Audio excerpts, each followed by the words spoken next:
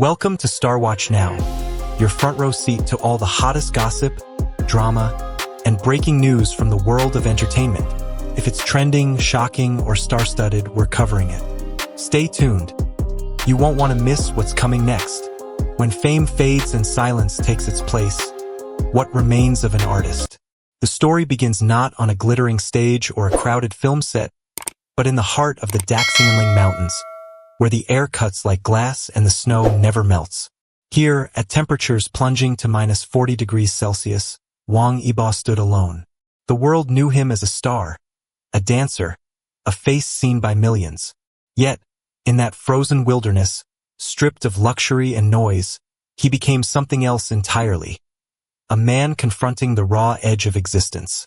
There were no cameras clicking behind the scenes, no stylists or assistants, only a small crew surrounded by endless ice. Each breath turned into fog, each step a negotiation with the cold earth beneath his feet.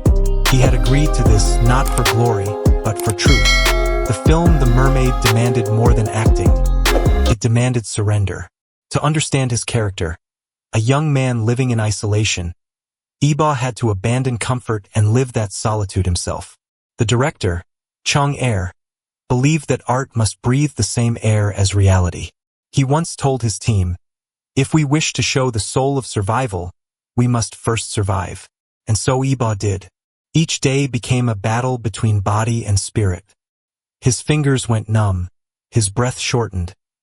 His reflection in the ice no longer looked like the man who had walked into the mountains weeks earlier.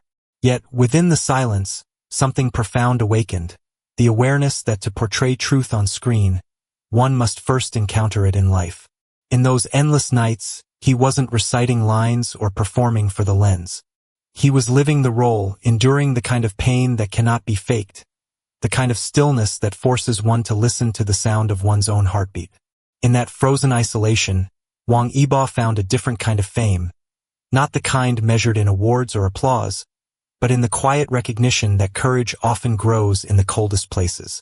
The boy the world once celebrated as an idol began to disappear, replaced by an artist reborn in the snow, a man whose light came not from the spotlight, but from the fire he carried within.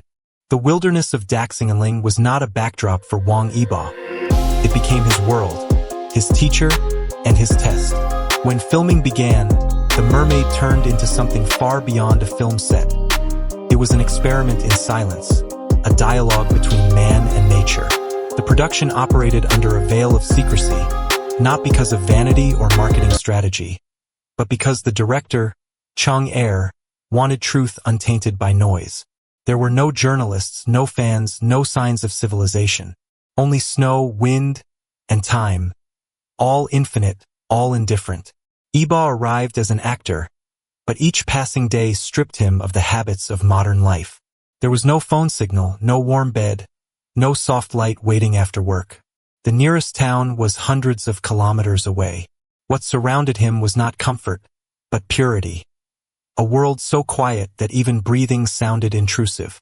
In that endless white silence, the boundaries between the man and his environment began to dissolve.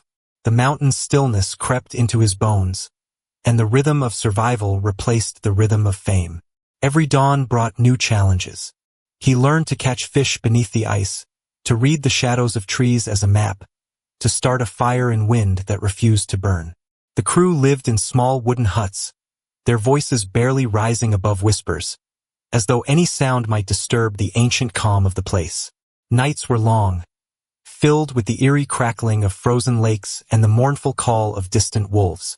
There was beauty there, but it was the kind that demanded respect, the kind that humbled even the proudest heart.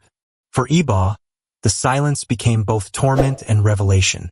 It stripped him of all performance, leaving behind only presence. Without an audience, he discovered the raw intimacy of being alive.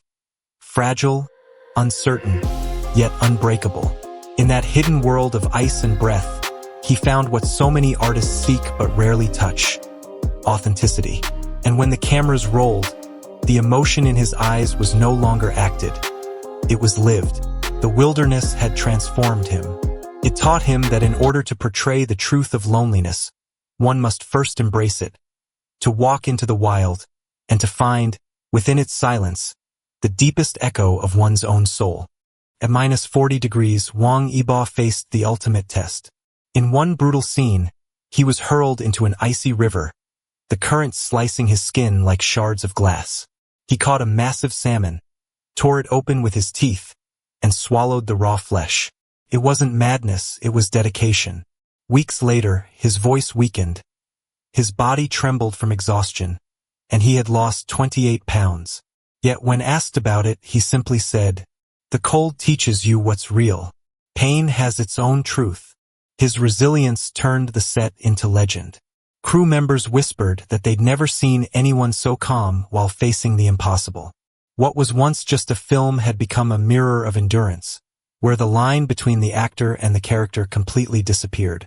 But Wang Yibo's challenge wasn't only physical, it was spiritual.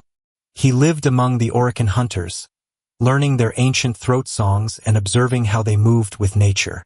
He even spent days in a wooden cage beside a brown bear, studying its rhythm and breath. When he returned to set, locals said, "He's not acting anymore, he is one of us." That was the essence director Cheng Er sought, a man reborn from wilderness. The film's story mirrored this journey, a young hermit finding his identity through the primal call of nature, where a mythical mermaid represents warmth, temptation, and the fragile link between civilization and instinct. Through those icy months, Yibo wasn't pretending to be someone else.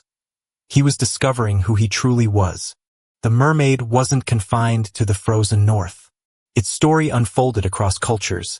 In Hanoi, where a weary showman ran a traveling mermaid theater.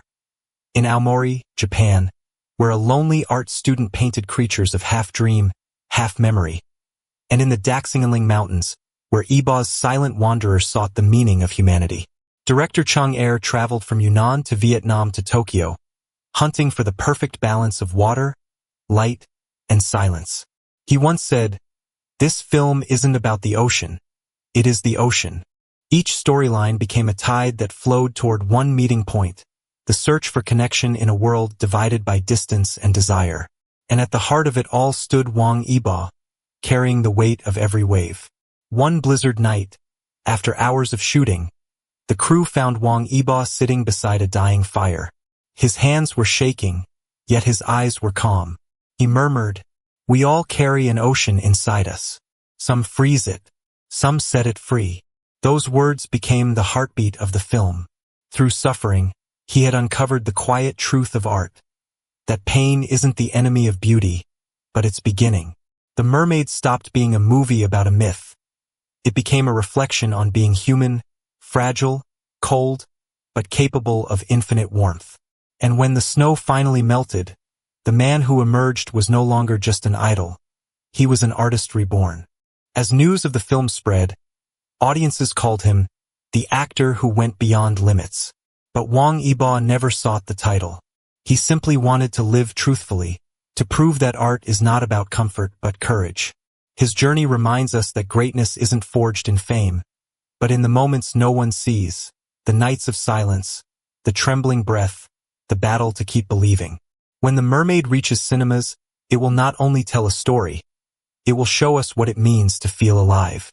Because behind every masterpiece lies a storm, and behind every storm, a heart that refused to give up. If the story touched you, don't let it end here.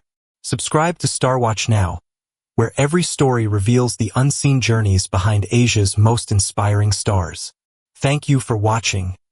And remember, sometimes the coldest places give birth to the warmest souls. Stay inspired, stay curious, and we'll see you in the next story.